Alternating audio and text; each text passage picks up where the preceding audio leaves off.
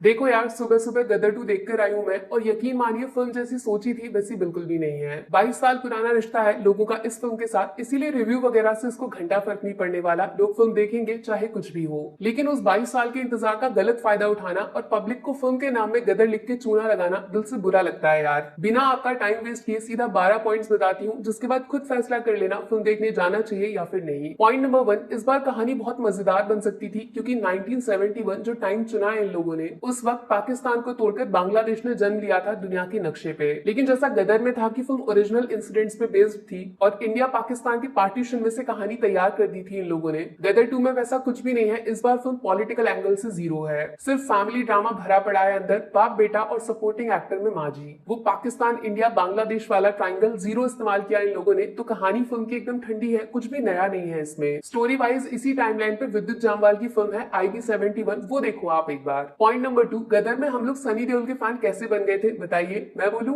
उनके डायलॉग्स और उस डायलॉग को बोलने का तरीका, एक एक शब्द सीधा कानों से दिल दिमाग तक पहुंचता है। अब सोचो सनी देओल से उनके डायलॉग्स छीन लिए जाएं पूरी तरह, सिर्फ हर सीन में उनको जोर से चिल्लाने को बोला जाए, कोई सेंस बनेगा इस शोर शराबे का? गदर 2 की राइटिंग बहुत खराब है लिटरली, डायलॉग्स तो छोड़ो आप, नॉर्मल कन्वर्सेशन दो लोगों के बीच में एकदम बोरिंग है। पॉइंट नंबर 3, गदर 2 के साथ जिस बात का सबसे बड़ा डर था वो सच हो चुका है। कुछ लोगों ने बोला था ना कि डायरेक्टर साहब के पास वाकई कोई कहानी है बताने को, या फिर सिर्फ अपने बेटे के करियर को बचाने का बहाना है ये। सैडली दूसरा वाला ऑप्शन एकदम सही निकला, दिल पे पत्थर रख के बोल रही हूँ इस बात को मैं। फर्स्ट हाफ पूरी तरह उत्कर्ष शर्मा को दिया गया है, जबकि सेकंड हाफ में सनी देओल को याद किया जाता है फिल्म की डूबती नैया बचाने के लिए। अगर आप पैसा खर्च कर रहे हो सनी सर के नाम पे, तो भैया 50% वापस मांगने का हक बनता है आपका डायरेक्टर से। यहीं से निकलता है पॉइंट नंबर 4, एक्चुअली जो 50% फिल्म का हिस्सा दिया गया इन दो नए कैरेक्टर्स को, वो सबसे ज्यादा वर्स्ट पार्ट है इस पूरी फिल्म का। कोशिश हुई थी पूरी तरह सकीना वाली लव स्टोरी को रिपीट करने की, लेकिन निब्बा निब्बी वाला लव एंगल ज्यादा बन गया, जिसको देखकर इश्क मोहब्बत नहीं सिर्फ और सिर्फ नींद आएगी आपको।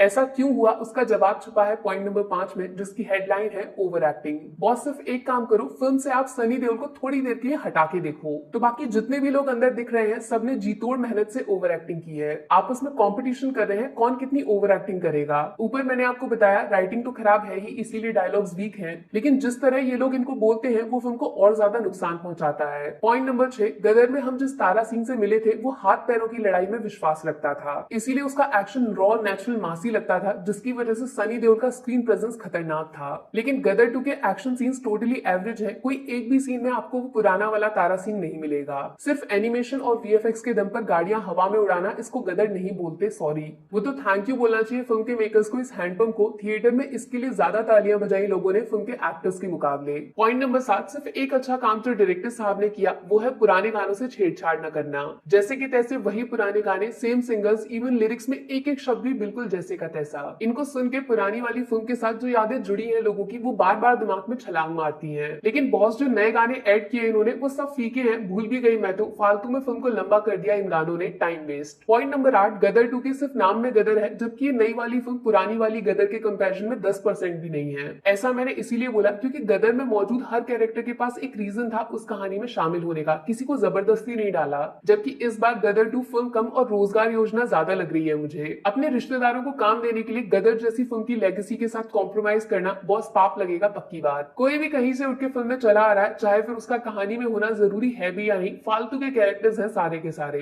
और सबसे ज्यादा फालतू है पॉइंट नंबर 9, अपनी गदर 2 का विलन, भाई एकदम अनवांटेड कैरेक्टर। कहां आप उम्मीद लगा रहे थे कि अमरीश पुरी सर के बगल में खड़े होने वाला कोई कैरेक्टर तैयार किया जाएगा गदर 2 में? हकीकत में इस फिल्म का विलन ऐसा लग रहा है अपने कैरेक्टर का मजाक उड़ा रहा है, मतलब कॉमेडी ज्यादा बना दिया, एक्शन कम। जो फेस ऑफ होना चाहिए था तारा सिंह का पाकिस्तान के अंदर घुस के एक बराबरी के विलन से, वो शेर वर्सेस बकरी की लड़ाई बन के रह गई। इसीलिए जब फिल्म एंड होती है ना, तो आपको वो फीलिंग आएगी नहीं कि तारा सिंह को जरा सी भी दिक्कत हुई पाकिस्तान के अंदर। सिर्फ सिगार जलाने से कोई विलन नहीं बन जाता, ये सबसे बड़ा सबक मिलेगा बॉलीवुड के डायरेक्टर्स को। राइटिंग, एक्टिंग और कहानी जरूरी होती है। पॉइंट नंबर 10 में मैं वो बोलूंगी जो आप लोग सुनना चाहते हो गदर 2 के बारे में, अच्छी बात, पॉजिटिव। सनी देओल और फिल्म के लास्ट के 15 मिनट, बस यही वो चीज है जिसकी वजह से आप फिल्म के टिकट का पैसा बर्बाद नहीं समझोगे। यहाँ पे क्लासिक सनी देओल का तारा सिंह अवतार नजर आएगा, थोड़ा देर से आएंगे और कम देर के लिए आएंगे, लेकिन सामने वाले का पैंट गीला कर जाएंगे। एक अच्छा मैसेज देने की भी कोशिश की है सनी देओल ने फिल्म के क्लाइमैक्स में, जिसको सुनकर शायद कुछ लोगों को मिर्ची लग जाए, लेकिन तारा सिंह की बात सुननी पड़ेगी। पॉइंट नंबर 11, अमीषा पटेल का इस फिल्म में होना ना होना एक बराबर है। मतलब जिस सकीना की वजह से पूरी गदर की शुरुआत हुई वो गायब है इस बार। भाई जैसे गदर अधूरी अधूरी है तारा सिंह के बिना, ठीक वैसे तारा सिंह भी तो अधूरे हैं अपनी सकीना के बिना। इस जोड़ी को आपने रिप्लेस कर दिया इन दोनों नए एक्टर से जिनका प्यार एकदम बनावटी है, जीरो इमोशन जीरो फीलिंग्स। बस यहीं से निकलता है आखिरी लेकिन सबसे इंपॉर्टेंट पॉइंट नंबर 12, गदर 2 में इमोशंस नहीं है, फीलिंग्स नहीं है यार। गदर के साथ हम कनेक्ट कर गए थे जैसे मानो रियल लाइफ पार्टीशन को आंखों से लाइव देख रहे हैं हम। एक लड़की जिसको जान पे खेलकर एक आदमी पूरी दुनिया से बचाता है। खतरनाक नरेशन था जिसमें इंडिया पाकिस्तान वाला एंगल काम कर गया।